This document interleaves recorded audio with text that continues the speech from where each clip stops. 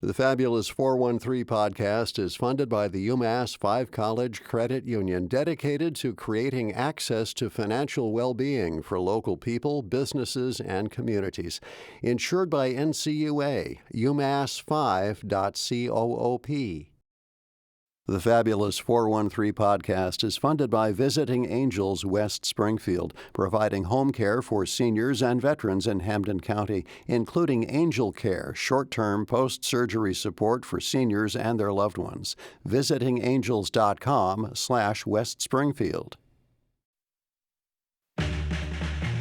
Welcome to the Fabulous 413. I'm Khalil Smith. And I'm Monty Belmonte. Later in the show, a farm with no address that covers the whole town of Conway as we speak with Jay Silverman of Windrow Farm about the importance of haying. Plus, Mr. Universe Salman Hamid explains hungry star systems and how we can predict how our own star's appetite will grow through observing our cosmic neighbors. But first, we'll start with difficult subjects, as the past few months have seen a series of suspicious deaths, including most recently that of Nolan Wells. And ever since the passing of the 13th through 15th Amendments, the Black community has tried to highlight and bring national awareness to these tragedies in a number of ways. Many of which are explored in a new book by Smith College professor Samuel Galen Ng.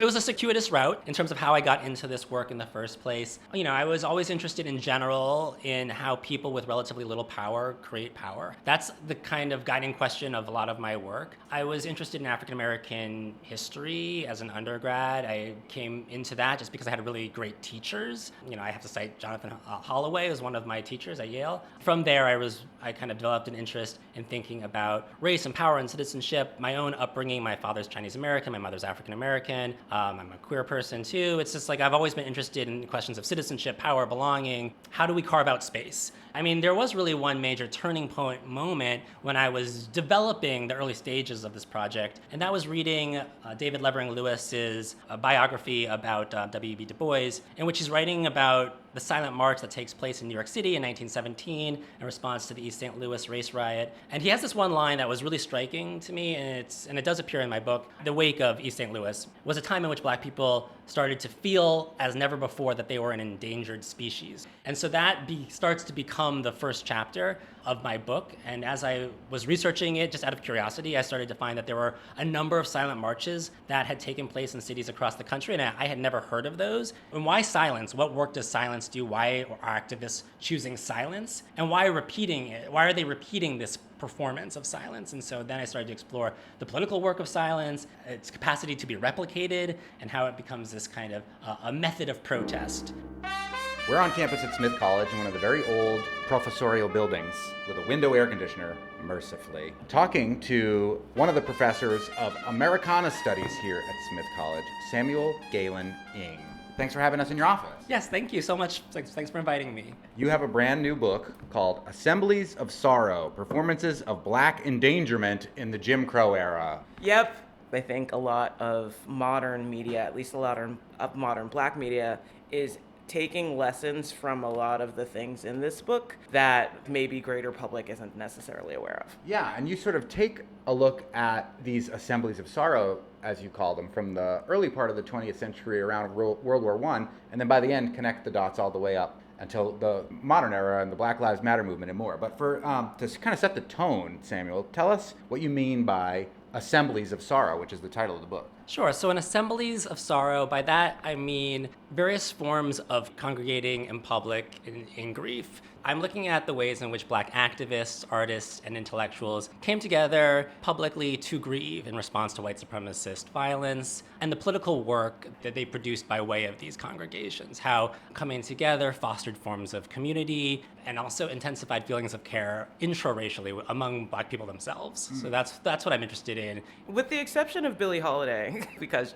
clearly she sings, that's what we know her for. There is this, I don't want to say pallor, but like this level of silence that really applies to kind of all of the displays that are in this book in one way or another, even with the convocation where they've got prayers, but like those prayers aren't necessarily spoken out loud. So can you talk about the impact of silence as a part of these? Sure. So I was really interested in general in forms of activism and resistance that might not look active in the way that we think of resistance. And so was really particularly interested in forms of quiet and silence. And one of the things that I kind of love about silence is that it's indeterminate. Its meanings aren't obvious. For that reason, I think a lot of activists turn to forms of silence as a way of expanding their politics, as a way of incorporating more people into a movement who might have different interests or might be coming from varying backgrounds, but something about loss could be shared among all of them. And it could be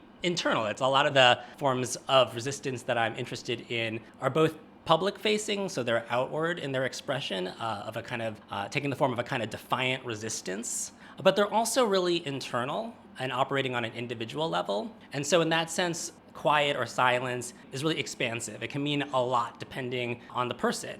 So someone can come to a march or a prayer meeting and bring to that their own experiences. It can mean something very different from the person who's next to them. And so I think that's kind of what I'm interested in there with silence. A lot of this book has to do specifically with lynching and the anti-lynching movement and anti-lynching legislation. But the silence talks about these large-scale parades that went through New York City, people holding hands. That's what the book cover has, a bunch of people locked in hands, and these giant silent protests. It was hard for me not to think of the parallels between while watching the World Cup. Some people may be familiar with Lumumba Veya, who's from the Democratic Republic of Congo, who has for years stood for 90 minutes in silence during the game to protest the assassination by Belgium of their first president. And then, in a very dramatic move, actually covered his mouth and pretended to have a gun to his head during this particular World Cup. So the power of silence continues on in protest movements to this day and is chronicled in this Assemblies of Sorrow, performances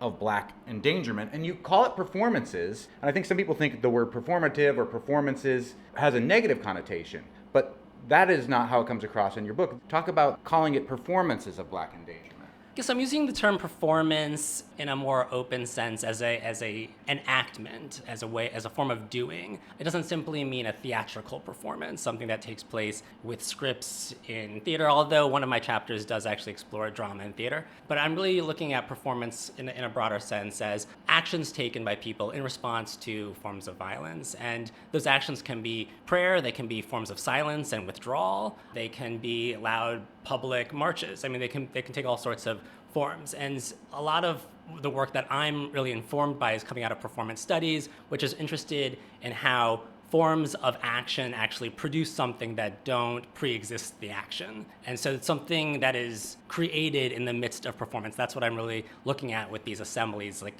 what is fostered, what is cultivated when people come together in response to loss and in silence? What is generated there? And that's why I use the term performance. Can we talk about how gender factors into this? Because that first movement, that first crusade is like, it's helmed by women, and a lot of the playwrights in like the second part of your book are women who are writing pieces of theater based on lynchings, and like then there's Billie Holiday, there's Emmett Till's mother, and then there is the idea that white women are the ones who need to come on board in order to really create change in the South. There is something a little gendered, however unintentional, to that silence, and to silence as a part of grief, even when on display. So gender factor is really essential to my work, and it's because in looking at mourning and as what I'm calling performances of mourning or performances of grief, there's a long tradition in which mourning and grieving have, again, whether intentional or not, have been gendered. And in a literal sense, oftentimes those who were mourning were women and children. They were the ones who were often left behind, let's say, in the wake of a lynching tragedy.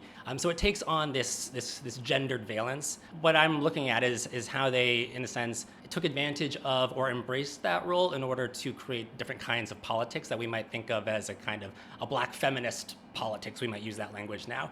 And so a lot of these assemblies of sorrow were conducted or organized by women and speaking to other women, Black and white women. White women had a particular role in upholding lynching and white supremacist terror, and Black women were also positioned as women to speak to them and to try to galvanize them politically. And so there is definitely a gendered nature to mourning in general and to Black political mourning that I'm exploring here. One of the most prominent women that you talk about in a whole chapter is Billie Holiday, surrounding the song Strange Fruit. I, as a white person, have heard this song many times. It's very powerful and very moving. Felt like an act of protest every time I played it on 93.9 The River when I was a DJ there, and there was a danger in doing it. But you talk about, the danger Billie Holiday faces by making this career decision, and then how it's received by a black audience as well as a white audience. I mean, I had grown up with the song, and I was less familiar with how black people themselves received this song in a time that Billie Holiday was singing it. And that's because a lot of the work, understandably, scholarly work and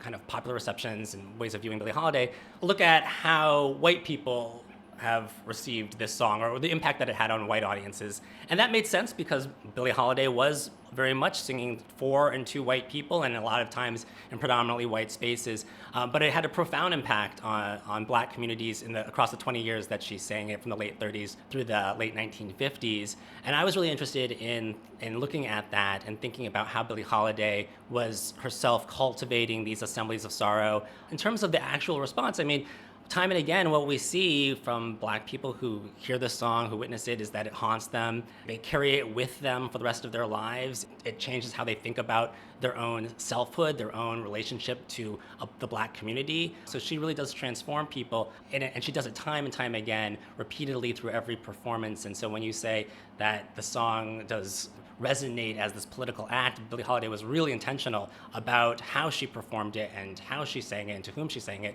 And she was kind of speaking in different ways to black people and to white people, but ultimately there is a similar message of lynching still exists, anti-black violence still takes this form, we need to do something about it, and something can be done. And she knew that this was going to affect her career, and she knew that this was potentially going to ruin her career, but she felt obligated, she felt a responsibility to this song and to the work that the political work that it represented. It was interesting to see also the perspectives of, say, Lena Horne, who I didn't know had to escape a lynching as a child, which I learned from this book, and also Malcolm X, and their views of this particular song comes through in this book, Assemblies of Sorrow, by Professor Samuel Galen Ng, who we're here with at Smith. Do you feel that these public displays where more of America got to see black grief in real time affected the way that other cultures within America treated their grief? That's a really interesting question. I'm not sure I can say that they did. I would conjecture yes. Just because everyone who was partaking in these, we'll call them performances of grief, they were haunted by these events. They took something with them away from these experiences, and that was the power of them, is that it kind of had multiple meanings and it carried multiple truths and messages and conveyed those in different ways to different people. April Miracle of Strange Fruits certainly talks about lynching, and being a Jewish person, he talks very directly about that. And this is going on during the 1930s, and this is going on during the rise of fascism and Holocaust persecution. And black activists also knew that lynching, on one hand, was very much a local experience, but it had all of these global intersections. And so they constantly are making connections to Jewish pogroms or to Armenian genocide. They're constantly talking about black plight as, on one hand, specific, but also interconnected and not totally unlike other kinds of persecution that people are experiencing all over the world and all over the country. That's strategically really important just in terms of building solidarities. Can we talk about the failings of the anti-lynch bill? Because it's proposed, it passes the House, and then it just hits setback after setback pretty much up until the 21st century. And I don't think people really realize that, we've never really had one on the books until, I think 3 years ago. The anti-lynching bill finally gets passed by Biden. Right, it's passed in 2022, and it's largely symbolic. It's important, but it's largely symbolic, and certainly a good century and a half too late from the perspective of activists who are demanding federal anti-lynching legislation for so many decades that preceded the final passing of the Emmett Till Anti-Lynching Act in 2022. So, the House passes the bill in 1922 and a few other years, scattered years across the 20th century, but it's always blocked, largely in the Senate, by filibusters and resistance. The argument is that the federal government doesn't have jurisdiction. That should really fall to the state, not the federal government. It's not the federal government's job to prosecute lynchers or those who are complicit in lynching. But still there's the continual appeal to the federal government, which is also important to note because they're certainly not finding much hope at the state level. The best ally is still an enemy, which is the federal government, and their continual refusal to pass this legislation. And so these assemblies of sorrow, a lot of times, there is this direct demand for the passage of anti-lynching legislation at the federal level. One of the most well-known assemblies of sorrow and performance of black endangerment, which is the title of the book by Samuel Galen Ng, is the Emmett Till story. The aforementioned anti-lynching bill that finally passed 100 years after it was first proposed is named after Emmett Till. Basically, the end of the book is all about the importance of that act and the bravery of Emmett Till's mother to leave that casket open for the world to see what had been done to her son. And then the Jet magazine photos that will invite the whole world to see the devastation, the trauma that was inflicted upon Emmett Till.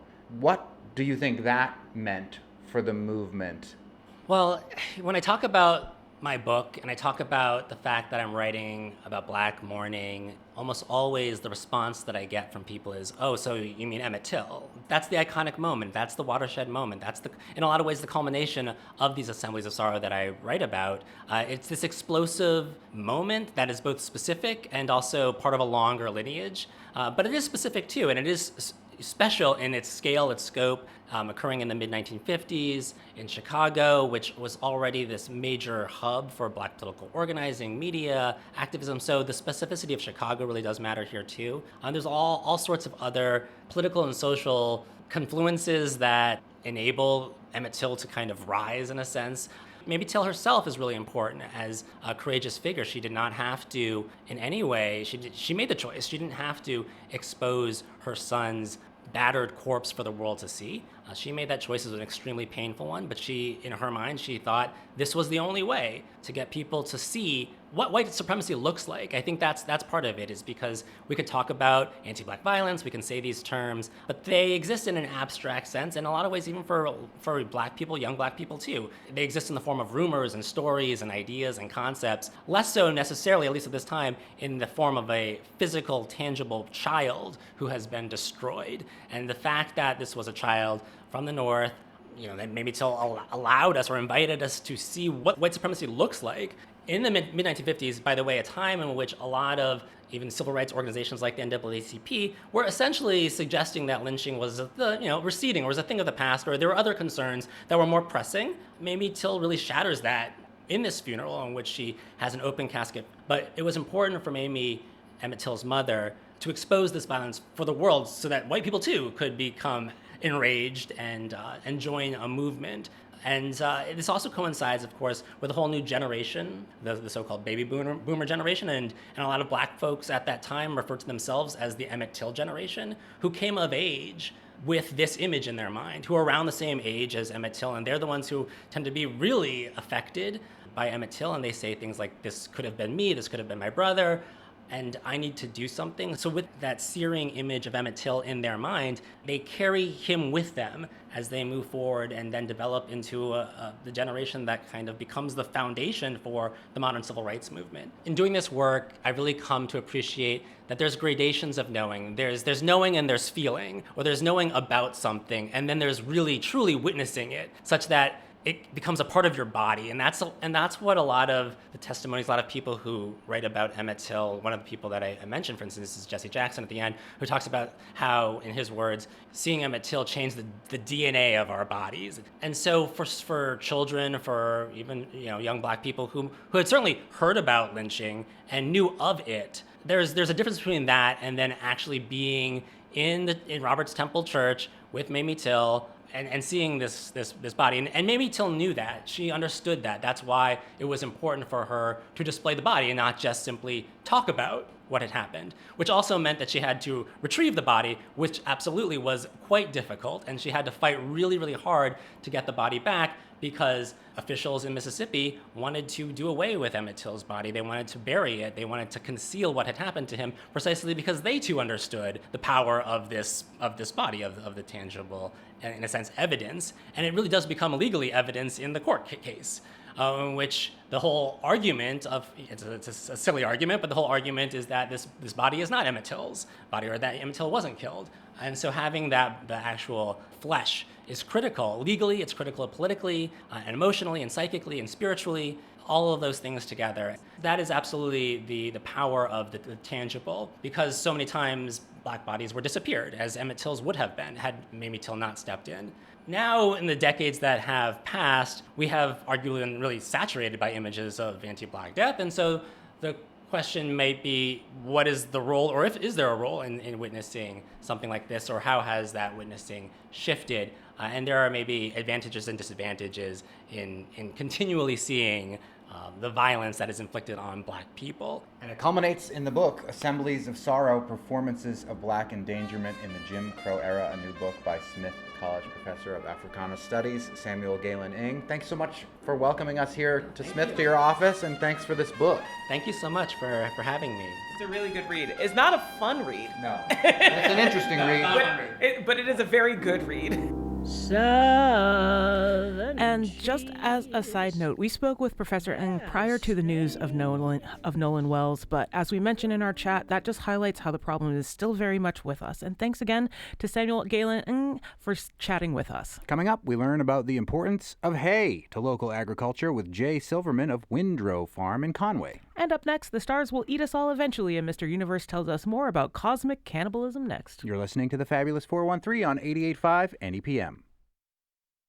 The Fabulous 413 podcast is funded by Northeast Solar, helping Western Mass families achieve greater energy independence through solar power, battery systems, and air source heat pumps. Northeast-solar.com. To boldly go where no man has gone before. Time for some more kitchen table astronomy with Amherst astronomer, Mr. Universe, the head of Kainat Studios, 5 college astronomer Dr. Salman Hamid. A reminder for members of NEPM that this Wednesday evening at Black Birch Vineyard, we will be stargazing, weather permitting. It could be a little bit cloudy. It is a new moon. If it's too cloudy, we can't use a ground-based telescope to look at anything, but we will still have a fun time talking about astronomy. And the event, while free to members, is quote-unquote sold out. So if this is the kind of thing you'd like to do in the future, I'll say inquire at nepm.org about becoming a member, and you'll get invited to the next one of these fun things that we're going to do. We'll have fun no matter what, just bring your questions, astronomy questions that you've been meaning to ask, and we'll try to answer. By will, meaning you'll. And I'll make jokes about the answers. But over the years, I'm kind of an amateur astronomer. I know a little bit of my stuff. It'll be fun to talk about aliens if people want to come do that. Again, like I mentioned, don't come to my house and try to talk to my wife about aliens when I'm not there. Come to Black Birch Vineyard and talk to us about aliens. But you, Salman, are wearing a Pac-Man shirt with did they put all 9 planets on there? 1, 2, 3, 4, 5, 6, oh, Pluto's already gone. Pac-Man is the sun, and our solar system are the little dots that Pac-Man eats.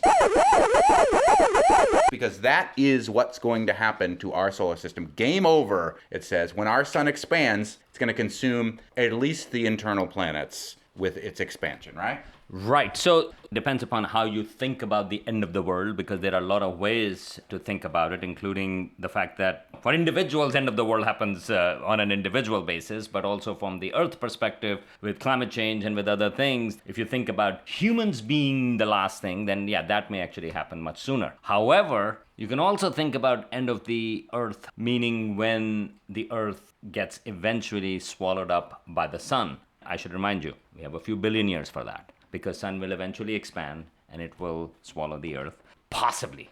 Mercury and Venus definitely, and Earth possibly. But again, there won't be any life way before that. So we'll be so close to the sun at that point that it would change everything. And also fluctuations in the sunlight. I mean, you have, right now, sun is in a stable phase, but little variations can actually impact us. But imagine when there are full stage scale variations going on. We know that that kind of planetary cannibalism, that happens, right? Well, the sun isn't a planet, so it's not cannibalism. Well, it's just good old-fashioned eating. Well, that's the right. sun is a star, the planets are its food, just like Pac-Man and the little dots. However, there is recently an interesting study that got published, observations of it, and there is a star system called TOI 5882. Classy.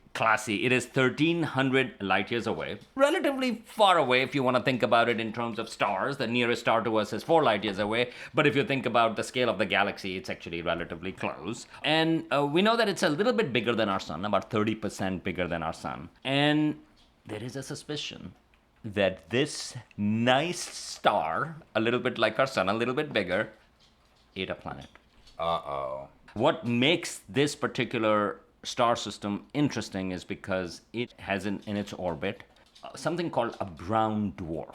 And so those are kind of like a failed star. And so this particular one is about 20 times bigger than Jupiter. So Jupiter, if it was a little bit bigger, we would have called it a brown dwarf, which is not really a star. And again, you would say, Monty, well, what's the definition of a star? Well, the definition of a star for astronomers is, at its core, the energy source is due to nuclear fusion of hydrogen into helium. And in order to do that, you have to have a certain mass. If you don't get to that level, you don't get hydrogen fusion, and astronomers on Earth called you a failed star. Oh, it's like Kid Rock. That's But Jupiter could have been a star and is now, like, we consider it a gas giant. So it's leaning towards star-like things in its history, but never got to that fusion part. And it didn't even got to the brown dwarf part, which is a little bit bigger, and it has a little bit of a different type of fusion. But nevertheless, in this particular star system, it was already a little weird because around the star, you have this brown dwarf orbiting,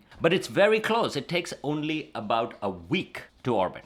Okay, so all of these things there, it's a little bit interesting. So astronomers had been observing it. It's an interesting system, but they found an anomaly in it in a certain way when they looked at its spectrum, or its light in some sense. And what they found was that the star had a lot of lithium in it.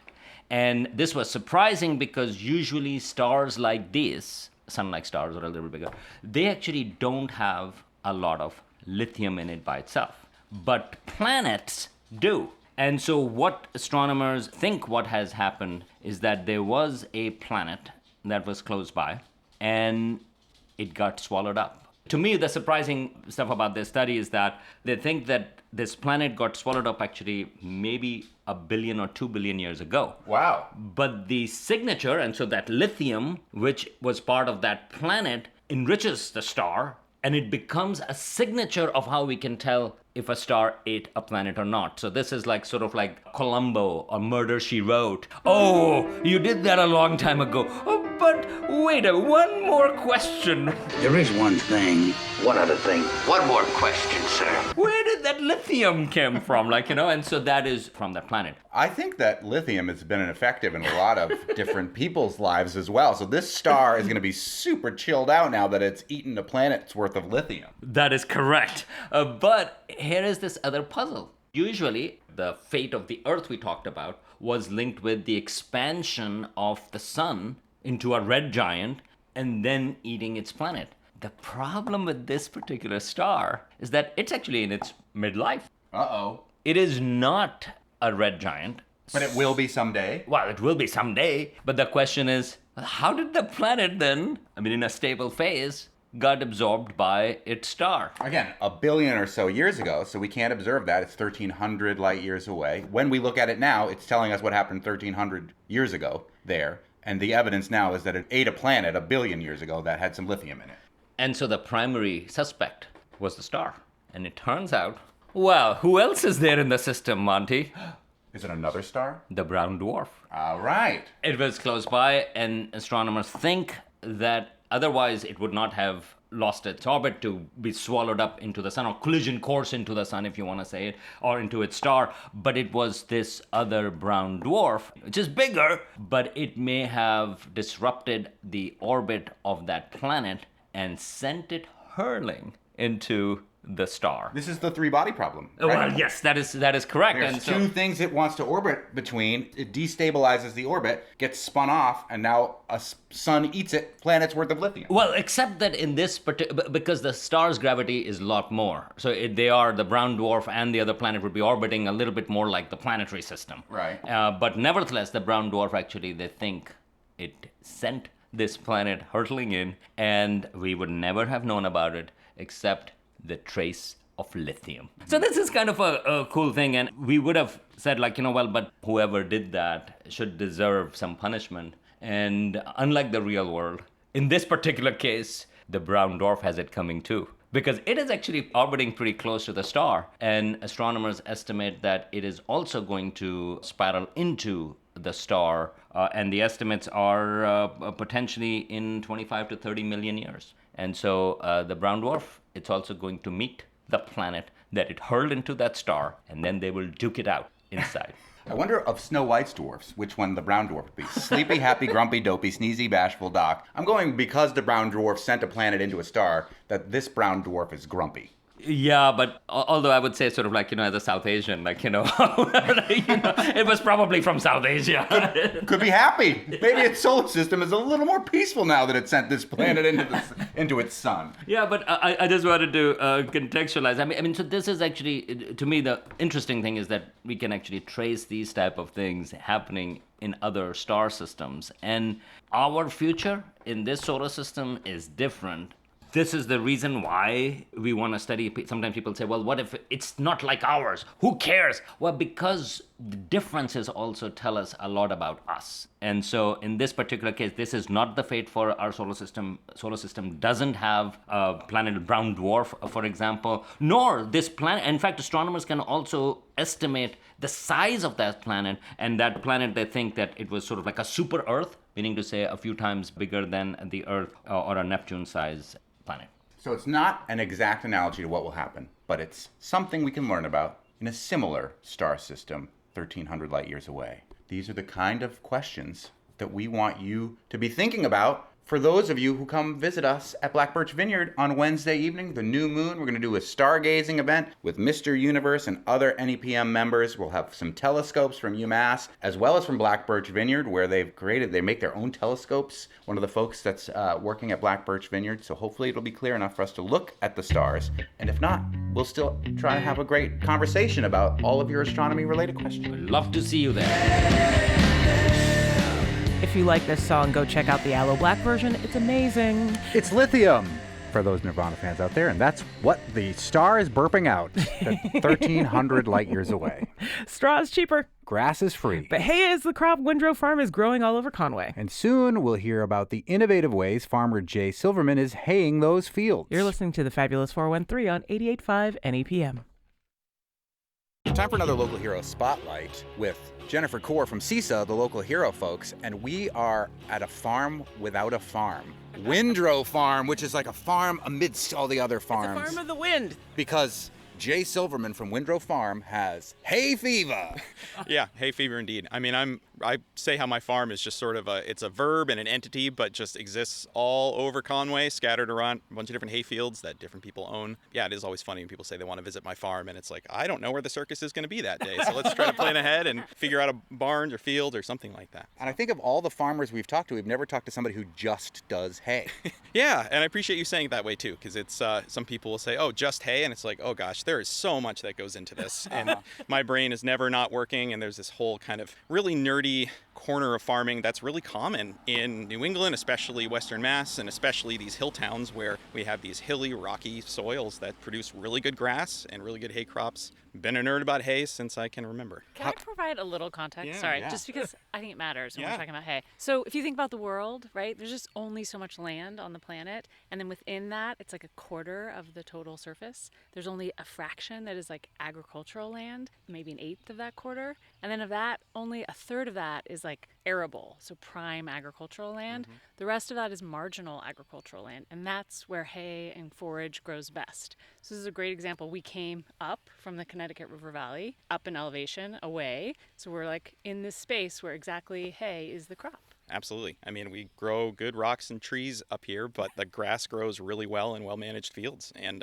most of the fields here that are being hayed are really not well suited for a lot of other kinds of ag. It helps the landowners keep the land open and sequesters carbon and does a whole bunch of nerdy things I can certainly talk about. Get into it. Yeah, we want to talk about it. Don't skimp on the Okay, science. all right, don't That's skip why on the science. We're here. Cool. So, grass does this amazing thing of thriving under disturbance. So when grass is grazed or mowed in this system that I'm doing at least a couple times a year with good fertility added back to it, it outcompetes other weed species and other plants. And in doing so, when it's grazed or mowed, it sheds carbon into the soil, and so it can actually be a carbon sink when it's done in a no-till system. And I'd say of all the fields that I'm haying, only one has seen a plow probably in the last, I'm guessing, 30 to 50 years or more. So it's really this perennial cropping system of grass that is capturing carbon and sequestering it in the soil and improving soil health, and then feeding animals that really rely on it in the food and fiber system around here. Is the grass just regular grass like people would have in their yards? If they let it go, it would turn into something they could use as hay, or is it something else? Yeah, it's kind of all of the above. It's interesting. In different parts of the country, or if you get more like into the valley, places where people more routinely replant hay stands, they can get really particular about different varieties of grass. You've got orchard grass and timothy and perennial rye and all of these things that maybe people have heard of or not heard of.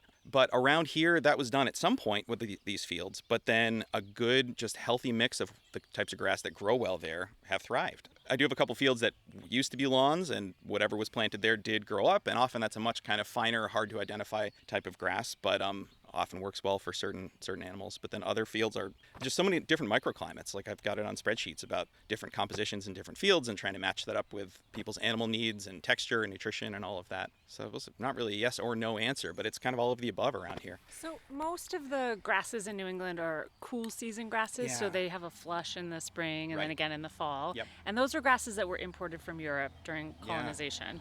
I'm curious if you have been experimenting with like warm season grasses or more native grasses as we're seeing these like droughts and higher heat temps. Yeah, I mean, I have not reseeded any of the fields that I'm haying. They've all been fields I've taken over from other hay farmers. This whole hayfield succession thing that's happening as people age out of hay and not as many younger folks are getting into it.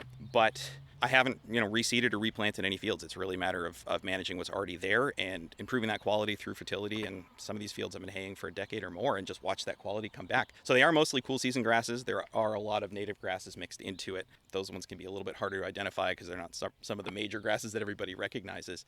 But yeah, I've been hearing more about, as the climate shifts and this all gets more complicated, trying to experiment with some of those more warm season grasses. But it's interesting with a cool season, you actually need rain in that cool season. So this year has been interesting because the yields have been down so far in first cut, and I don't think that's going to change at all. Yeah, as the climate shifts, this just all gets more unpredictable and gets really difficult, let alone growing the grass, but also drying the hay, because I do all dry hay. It's entirely weather dependent. And trying to predict that in these increasingly swingy years gets really challenging.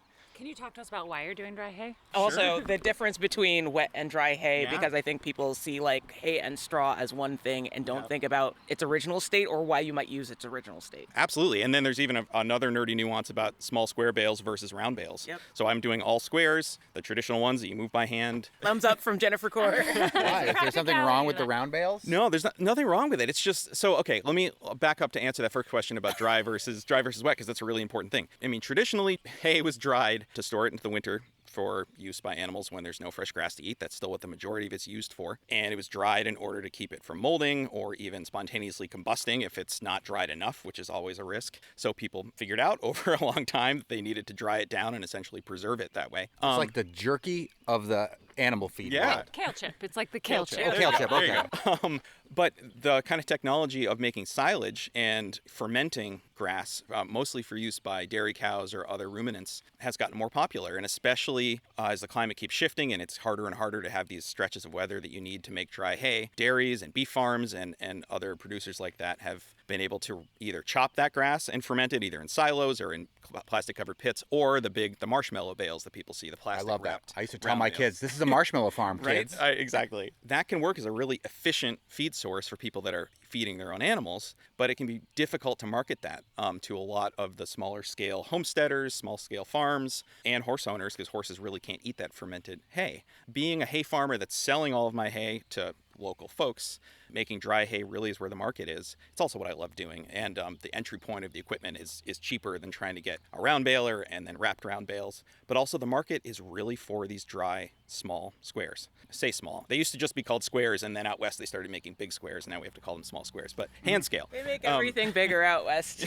They have the space to do that. So, I still have equipment that I'm using. Most of it's like this 50-year-old tractor behind me and 50-year-old baler. I have a couple new things. I started out with 9 acres, and it would be having friends and family meet me in the field to pick up 50 or 100 bales out of the field by hand onto trailers. And now I have a bale thrower, which is what got me hooked on hay at the age of 2 anyway. So I've got wagons behind the baler and doing hopefully 500 or 600 in a day.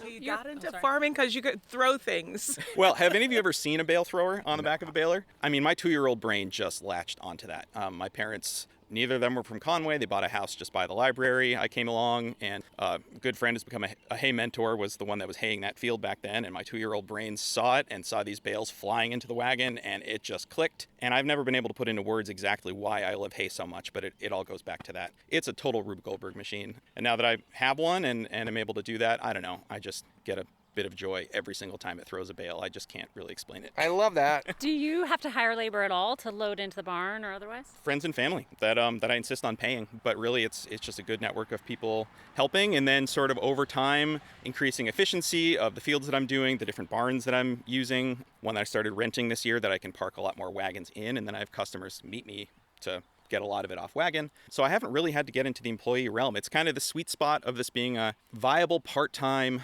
livelihood that trying to scale that into the full-time realm is really difficult. And so part of that is trying to figure out how much I can do myself and with friends and family that help. My wife is a school nurse and is off for the summer, so she's able to help a lot. My dad helps quite a bit, and I have other friends around that are just lovely people that are really enthusiastic to help. But your other job is also farm related, and you worked with a farm who was on the show in Clarksburg with Many Forks Farm in trying to get their farm under agricultural preservation. What's your other non-hay related farm job? Yeah, I was really excited to hear that connection.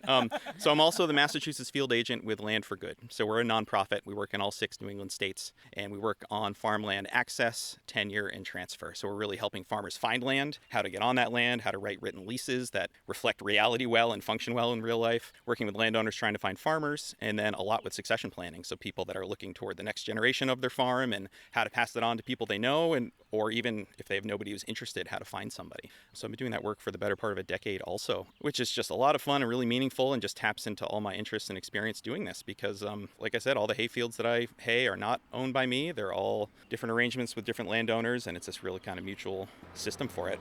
I will just add that Jay is actually really good at this work. Everyone at Land for Good is, but you are really good at this work. Oh, thanks. You have some hay baled over here. I do. We've got your old tractor right here that we're going to walk by, and then we can go see some wagons with baled hay. Where are you drying your hay? In the field, sun and wind dried hay. So it's a matter of trying to find ideally a good 3-day window around here to do it where there's no rain in the forecast. Trying to make dry hay, especially in New England, especially in the era of climate change, it just to me is like the nerdiest strategy game ever. I mean, if you're a logistics nerd, hay is actually a pretty decent thing to try to exercise your brain that way because there's just so many little variables that all add up. And just trying to get the hay dried down enough that you can bale it without it molding. I mentioned before the spontaneous combustion risk. A lot of people don't know about that, but if hay is too green, like if the cells are still respiring and you bale it and you pack it all into a bale and then you pack all of those bales together, it goes through this wild cycle of microbes and anaerobic bacteria that increase the internal temperature of that haystack. And then, have you ever had one spontaneously combust? Not even close. I have, every now and then, if there's some that I'm worried about and I set them aside, I have felt a couple of warm bales in my day. It's really freaky to feel that happening. But, over centuries, people have lost barns. I mean, it's just, and especially before the things like moisture meters to test the moisture content and some of the science and understanding of why it was happening. People would have loose hay in their barn in the 1800s and go pull out a pitchfork, and then this flush of oxygen would go in, and it's just wild. So that puts on a lot of stress when you're making hay for people to put in their barns, and then you're using and renting other people's barns to store it. You don't ever rush it to the point where something like that might happen. But over the years, you do figure out like where the line is and what you can sort of get away with, but also just really truly trying to make thoroughly sun and wind cured hay the natural way, I guess. Hence the kale chip analogy. Yeah, exactly. Yeah. The alternative being the real pickles, like lacto-fermented dills, Right. which would be your haylage. Yeah. Or especially you get into New York and Pennsylvania, applying preservatives to hay has gotten more common too. As the climate shifts, I understand that as a technology. It's one I'm really resistant to use. Do you feel like there's more appeal around here, especially because there's no preservatives or any outside treatment done to your... Yeah. That's really interesting. I've been trying to parse that out and talking to my customers, but just sort of trying to suss that out. Do people actively not want that around here? And it's hard to present it in a way that's not a leading question. But I think you are right. I think that, in this area, there is kind of that preference for things that don't have that kind of treatment to it. Can you talk a little bit about how you're managing fertility? Yeah. So fertility is the only non-organic practice that I do. So I am using conventional fertilizer. It's really important when you're doing hay, especially if you're selling it, to be putting stuff back into the soil when you're taking the hay off, because otherwise you're exporting the fertility from the field. Sorry, getting out of breath for a second. We are going up a big hill in Conway. Conway is mostly hills. Yeah, We are yes. going, there's Festival of the Hills. It's the hayland, the hills. It is. So, I'm applying fertilizer to make sure that the fertility in the field stays strong, but without having a ready manure source from that, it means I need to use conventional fertilizer. So I do that based on soil tests, tap into my bit of my education from UMass doing sustainable food and farming there, and just try to figure out what each field really needs and then apply it. So that's actually what I'll be doing later today. Jay Silverman, why do you call your landless farm Windrow Farm? Oh, yeah. So windrows of hay are kind of the iconic look of a hayfield when it's all been raked into rows prior to baling. My wife actually gets credit for coming up with that name. I've just always loved the look of a raked hayfield. So raked is when it's all in rows prior to baling. And the idea of putting in a windrow is really that kind of final drying step of getting that last bit of moisture out of it, getting it collected up off the ground, letting the wind blow through it, and then having it all ready to go in the baler, because the baler follows the windrows as you bale a field. So these are your wagons. Yeah, yep. Here's a couple empty wagons here. And then, so this is one of the main barns that I'm using this year. I'm actually renting it from a good friend of mine that retired from hay after last year. And so I picked up some of the fields, some of the barns. You might have said this already, Jay, I apologize, but how many total acres are you? Yeah, so I'm haying 70 acres this year, scattered all over Conway. So it's like 20-something different fields, most owned all by different people, but people that are really supportive of that. And also they benefit from the land management and the mowing of it too. So, but it's very much not all in one spot. It's very much of like a traveling circus kind of model. I love Jay. First of all, this has nothing to do with hay, but that you're wearing a Star Wars shirt, and then whatever this is has a "This is the way" Mandalorian sticker on it. What is this piece of equipment? So this is the baler. Thank you for noticing that. Not many people do. But yeah, I'm such a nerd of all kinds. Star Wars and hay kind of go hand in hand for me. Hay Solo. Exactly. You stuck-up, half-witted, scruffy-looking nerf herder. Who's scruffy looking? You're a hay farmer, not a dirt farmer. Yeah. Right. Or a moisture farmer. But I was going into Toshi Station to pick up some power converters. An anti-moisture farmer? Just the right amount of moisture farmer. Anyway, so yeah, this is the hay baler. This is actually kind of the pride and joy of the whole operation. I mean, it really is, it's a Rube Goldberg machine. It takes the windrows of hay and packs it into a bale, and this particular one has that thrower on the back that shoots them all into these various wagons. I've got 6 of them now that trail behind. And this giant barn in the back, stacked floor to ceiling with rectangular bales of hay. Small bales, I now know. Very nice hay. Really Jennifer Core feeds animals. You use hay to feed your animals sometimes? We sometimes, yes. Every New Englander needs hay to feed their animals. Yeah, absolutely. Yes. I think we gave some of your animals some hay. Yeah. Oh, you did? Yeah, Okay. we went there and did some chores. Oh, nice. Yeah. And that is a good segue of the fact that hay is such an important input in the food and fiber system. I don't know, I run up against that with the Land for Good work that I do with certain landowners, or just sort of this mentality that hay is something else other than food production. It's so meaningful to be providing it as an input for people that are doing food and fiber and draft power. I'm lucky enough to make all the hay for Natural Roots, the horse-powered farm. Yeah, and they run on horses. Yeah, and so horses run on hay. Exactly. Hay is for horses, better for cows. People don't eat it because they don't know how.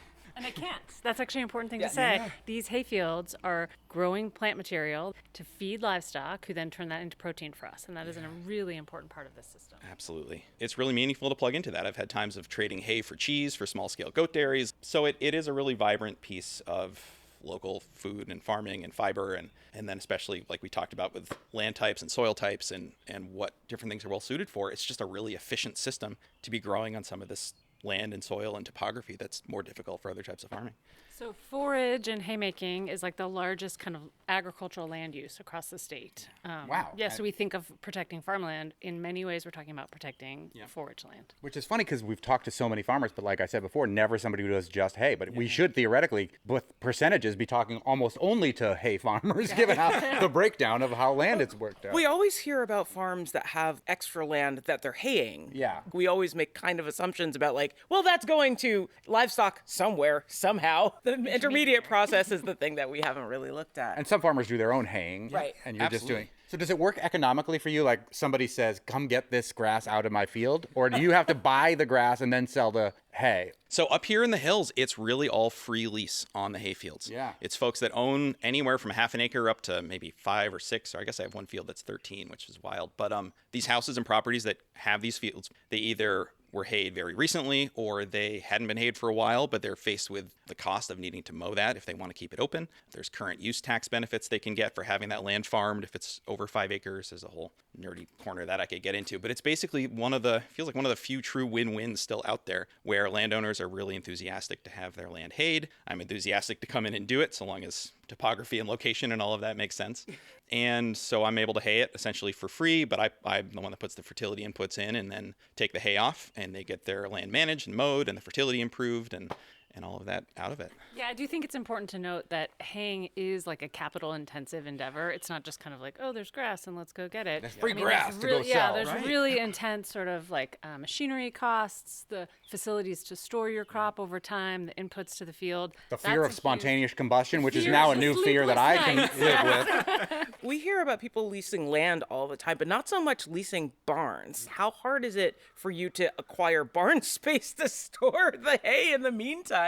That can be a real challenge. I'm really lucky to be, I'm a first generation townie in Conway, but everybody's known me as the hay nut since I was 2. And so I know people and farmers, and there's certain hay fields that also the landowner has a barn, and it's been a conversation of saying like, oh gosh, I'd love to hay that field. I need a place to put the hay though. Could I use part of the barn? And that can be really difficult for folks. I'm really lucky to have a network of different barns around town that I'm able to use and kind of piece that together. Can you walk us through your baler, just because these are very persnickety pieces of We won't fit, Jennifer Core.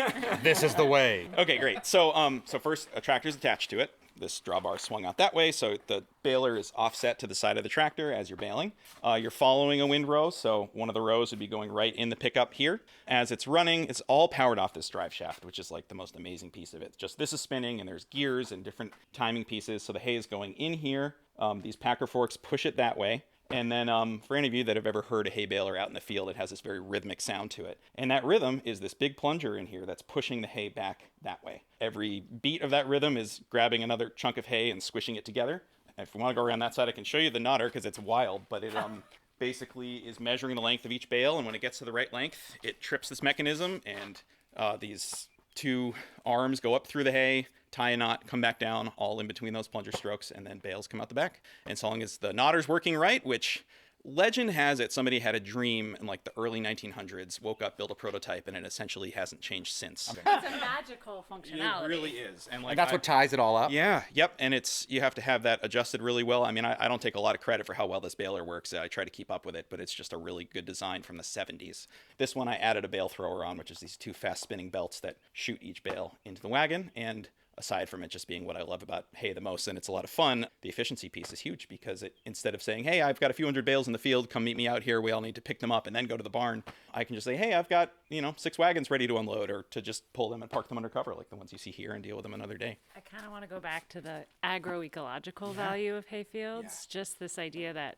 it's twofold value in habitat and also in terms of like soil health. And if you want to talk us through carbon sequestration a little bit. Grass, every time it's mowed, sheds carbon into the soil. It sheds root mass. It's basically, if you're thinking about the grass plant, it had a lot of material above ground doing photosynthesis and a lot of roots underground, and then it gets grazed by something, or in this case, mechanically grazed, and suddenly it has a lot less above ground material. It needs to shed some of that root mass because it's trying to hold on to too much of itself that it's trying to feed without enough green above ground to photosynthesize. So every time it's cut, it's shedding root mass into the soil, and that's building carbon over time and actually building soil. And so in these hayfield systems that have not seen a plow, and I mean, again, I don't think I'm exaggerating by saying half a century or more, you just have this really rich organic matter that's been building fertility and capturing carbon and all of that. So despite the fact that I'm using tractors with internal combustion engines on them, at least for now, it's doing a lot for the carbon game that way too. Do you know how many varieties of plants are in your hayfields? That's a really good question.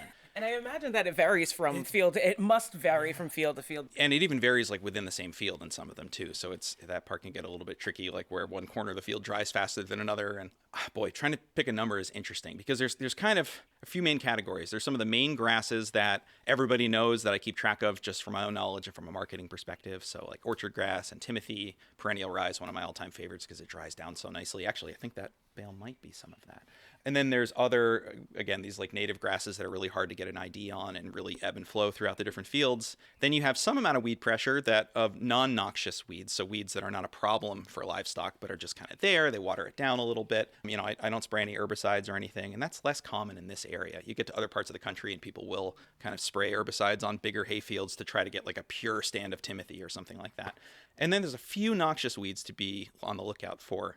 I think the main one people are struggling with around here is horse nettle. It's actually a nightshade. It's these little yellow berries on this nettle-y type plant that really pops up after you take first cut off. Because there's, I didn't even say, there's like, a couple. No competition! Yeah, exactly. They're just like waiting and then they pop up. And those in a high enough quantity can be poisonous for livestock. And so for that, there's this whole game of trying to keep track of, luckily, only a couple of fields that it's in and a few edges and bale that separately and only sell it to people that fully know what it is at a discount and that whole communication game. It's really diverse. I mean, it's really a whole ecosystem that's going on. Are you having the bed straw pressure? Yeah, a bit. There's always some amount of bed straw in certain fields. It's this really low growing plant with these tiny white flowers. And they call it bed straw because it grows really well right along with the grass, ends up in the hay bale. The animals really don't eat it. And so it's sort of left over after they eat the hay. And a lot of people use it for bedding. That can be linked to acidity a bit as far as having good enough pH in your fields, so adding lime to try to bring that pH back up. But overall, because it's not a noxious weed and because it's in low enough quantities, at least around here, people expect and understand a certain amount of that. And I think, a lot of the customer base I deal with, they're valuing the no spray side of it more than like saying the hay has 0 kinds of weeds of any kind in it. How many of your customers are horse customers? Yeah, numbers. Sorry. Yeah. No, I certainly have a We're good... capitalist society. We always want quantitative data. I mean, I spend all winter spreadsheet farming, so yeah, I'm in that realm too. No, I've got quite a few horse customers, folks that live right in town or in nearby towns. A couple of friends that actually come up from Connecticut to get some hay. A lot of that tends to be first cutting, which is bigger in volume, lower in nutrition.